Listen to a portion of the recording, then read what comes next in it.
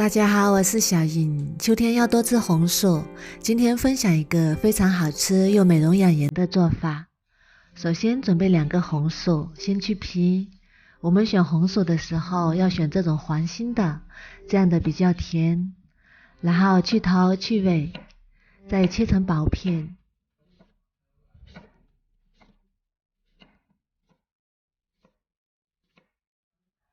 切好之后装入盘中。然后放入锅中，盖上，大火蒸15分钟，蒸熟。像这样用筷子能轻松穿透就已经熟啦。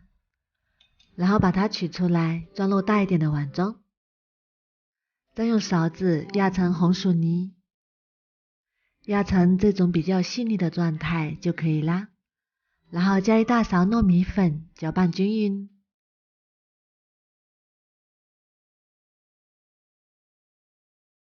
这样感觉太稀了，再加1勺糯米粉，然后继续搅拌均匀。如果觉得太干，可以加适量的清水，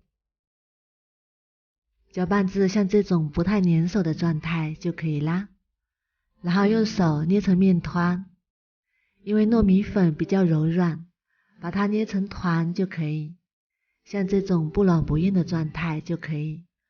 然后取一小块面团，用手捏一捏，再把它搓成圆溜溜的小丸子，像这样就可以啦。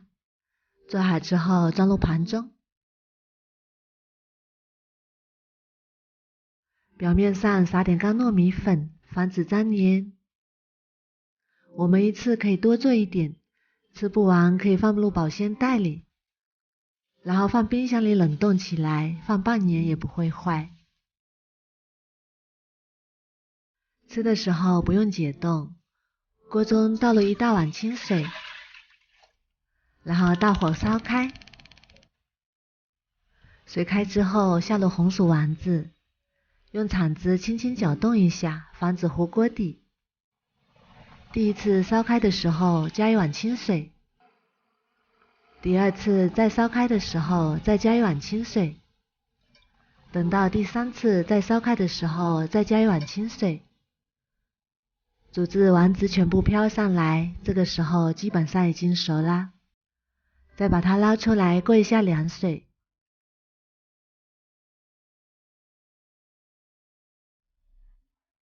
过凉之后再把它捞出来，装入盘中备用。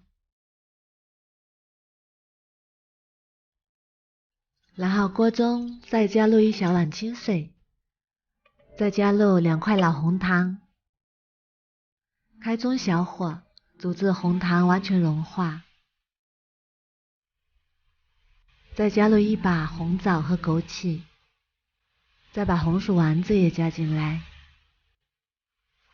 然后把它们翻炒一下，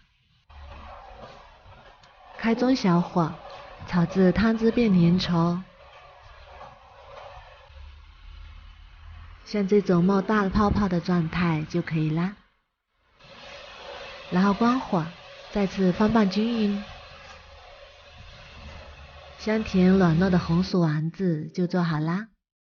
然后把它盛出来，装入盘中。这样做的红薯丸子非常的软糯香甜，表面上裹着老红糖，非常的香甜可口，再撒点熟芝麻，点缀就更香了。红薯学会这样做，补气补血又美容养颜。看一下，非常的软糯，放凉了之后更加的劲道好吃。